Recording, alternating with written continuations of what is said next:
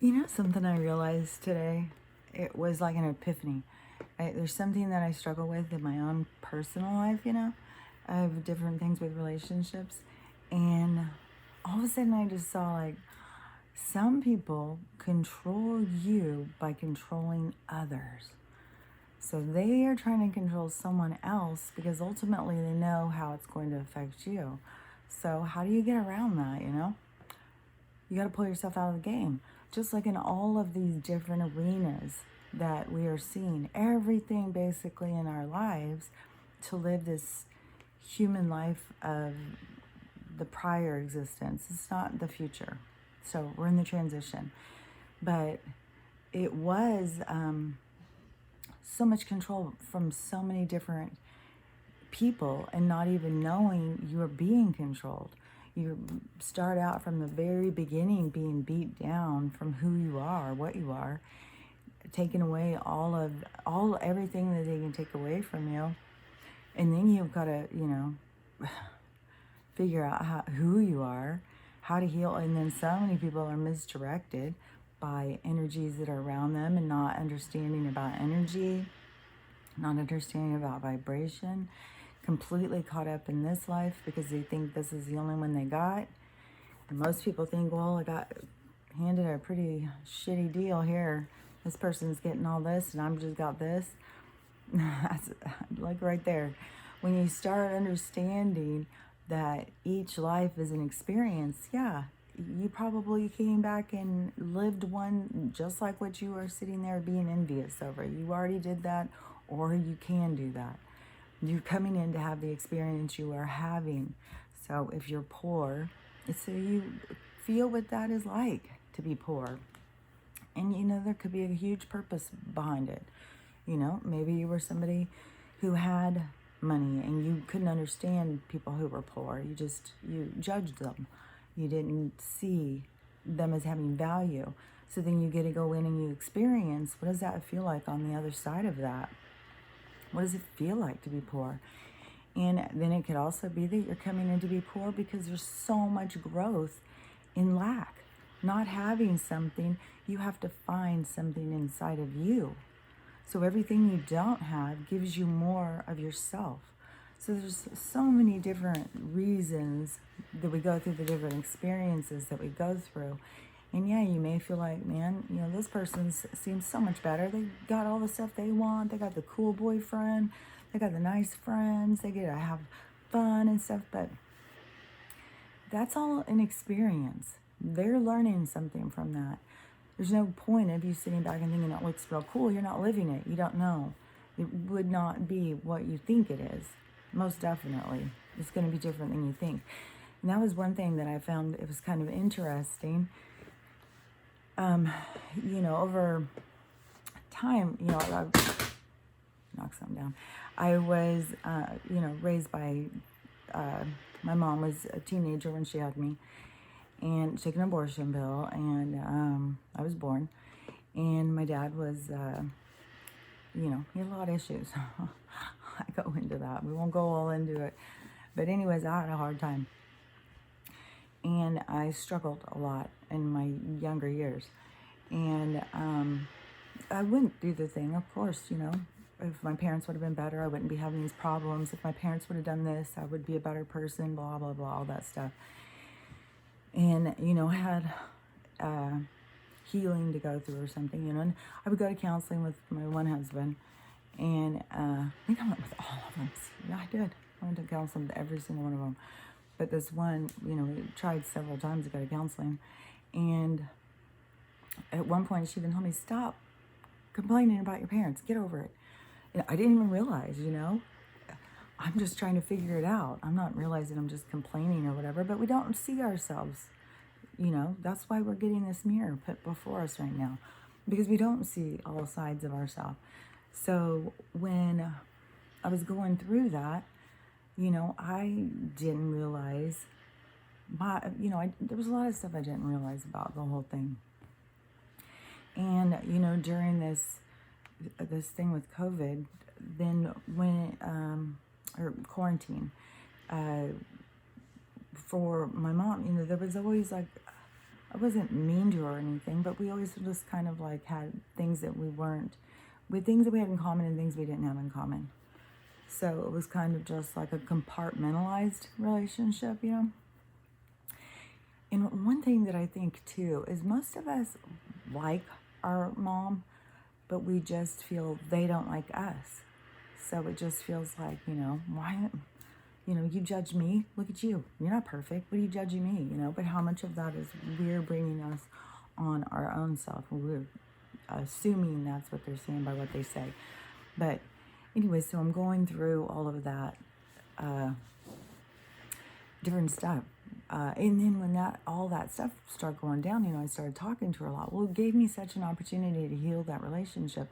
So I spent a lot of time, talking, but really talking, like I told her about my experience as a child, about how hard I struggled and how much I felt isolated and alone and how hard it was, and went through like more and more details and stuff.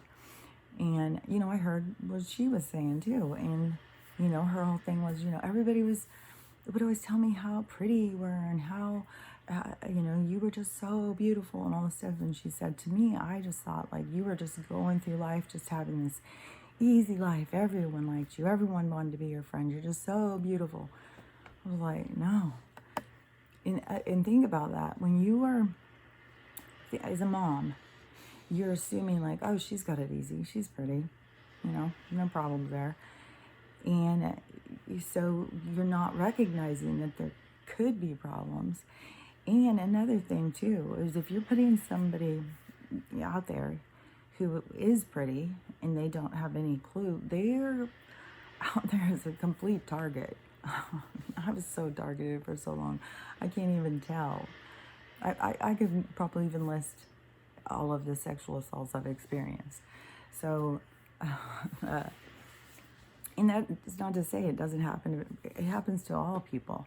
But you definitely become a target because there's something about when people see something that's shiny or that they like, they want to own it. They cease to see the person inside. All they want to do is own the object. And it can be, everybody's idea of beautiful is different. Somebody can be 500 pounds and, someone that a lot of people wouldn't consider to be beautiful, and somebody's going to have them on a pedestal and worship them. So we can't sit here and decide for anybody else. And I'm not saying there's no general one size fits all. Everybody has different tastes. But when there is people who are wanting to own something that's they think is pretty of the value of a shallow object to them, like they aren't seeing the value, they aren't seeing the person inside, they're only seeing the object. So you get treated like an object, but you also don't even know that you have value. So she got to have it, see like, oh wow, I didn't have any idea you were going through that stuff. I was like, yeah, I was having a really hard time. But, I wasn't blaming her. I wasn't, it was just both of us kind of like talking about what it was like at that time. And it was very healing. It was very healing. And, I wasn't blaming her for my experience. She had her own stuff going on. As a younger person, I definitely did. I had a really hard time. I was always like, if she would have done this, if she would have done that, And so when I'm having people do that to me with my kids, I get it. It's part of the process. There's like a process of like, you're born, you completely rely on this person. Then you go through this time when you understand that they are the ones providing. You worship them, you love them, they can do no wrong. Then there becomes this like, oh, I can't live without them. Oh my God, what if something happened to them? And that's like around 8 or 9, I think, maybe 6 or 7. It's probably different with each kid, but they get in this panic, like, oh my God, what if my parents die? Then and that's a very fearful time. And then it goes into the time when they start, valuing what their friends think and mixing it up. You got all these different kids from all these different backgrounds coming together, sharing ideas. And they start forming their own identity of self. So they start pushing you away. and then that continues to push you away, then it has to go through the part where it's just combative, because they have to separate as a being, as a healthy person. They must separate from their their care provider, the parent, their whatever you want to call it. Then they have to go through, going out into the world and feeling rejected and trying to understand themselves, to try and, understand the world and understand their place in it. And that's when, you can do a lot of that, turning things on other people, like, oh, I would be so much better if this, if that, if this would have gone this way, if that would have gone that way. But it didn't go that way, because it was never supposed to go that way. The whole thing was the challenges that you were going to face, so that you could grow from those challenges, so you could find really who you are as a resilient, strong, powerful soul. And so, all of those things that you need to grow from and overcome are all gifts, so that you can really see how wonderful you are. And, but it's a hard work, especially when this world has not trained us to do that work. This world has trained us to consume, to become selfish, ego-driven, narcissistic, people who will overstep boundaries on other people for sexual favors and stuff. I mean, we've got like a really, messed up situation that's going. So, like, why do we sit there and go, how do I fit into this world? Do I become a thief? Maybe a raper? I don't know. It's like trying to be a person with integrity in a world of evil is, it's a challenge. But it's a challenge that you will feel better about in your own heart and soul. So it's well worth the challenge. Don't feed into the disgusting nature of the beast. But, when you get through that part of the blaming and putting everything out as someone else's fault, then you start really transforming. Once you start taking it in as your own, and you start transforming, because once you own it, you can change it. If you're giving it to everyone else to fix for you, then you're waiting on everyone else to fix you, and it's very, very stressful. When you take those things back from people and you own them, and you're like, well, I was the one who put myself there. Why would I put myself there? How, and you start being like, oh, I just really wanted friends. I was just so desperate for someone to like me. Oh, I just wanted someone to hold me. Like you start really getting to know yourself, and you start really seeing like, fuck, I'm pretty cool. I'm pretty nice. I wasn't trying to do something mean. I'm just out there trying to find someone to love me and accept me and get to know me for who I am. So, that is all part of this transformation as a human being, as a soul in life. And, right now, this is, we have the added ascension, the harvesting of the souls that are ready for the ascension. And the ascension is just the consciousness becoming more aware of itself, when you become more aware of yourself and you are pulling away from the system, and you start identifying life in a different way, you start identifying relationships in a different way. That's the ascending. That's the looking broader from above and seeing it, not from how you're told to see it, but seeing it from above, looking down and seeing what is there. Because right now, so many people are caught up in it.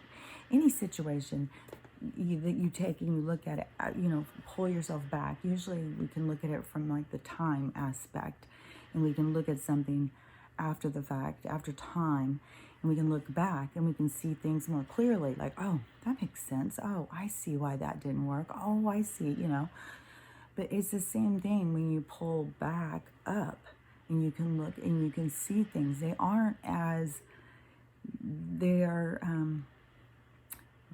what you think. Like in the three-dimensional, when you're just caught up in the picture, everything's serious. Everything's the end of the world. Oh my God, this, it's a problem. When you pull back, and you start looking at it like, is my soul, because remember yesterday when I was talking about the video game, so you get caught up in being the avatar, so you're all caught up in what's going on in the game. Why do I feel so disconnected? Where is my place? You know, going on Tinder or whatever, you know, somebody, even if it's 5 minutes, I'll feel connected, you know. So, you know, everybody's out there trying to find that as their avatar.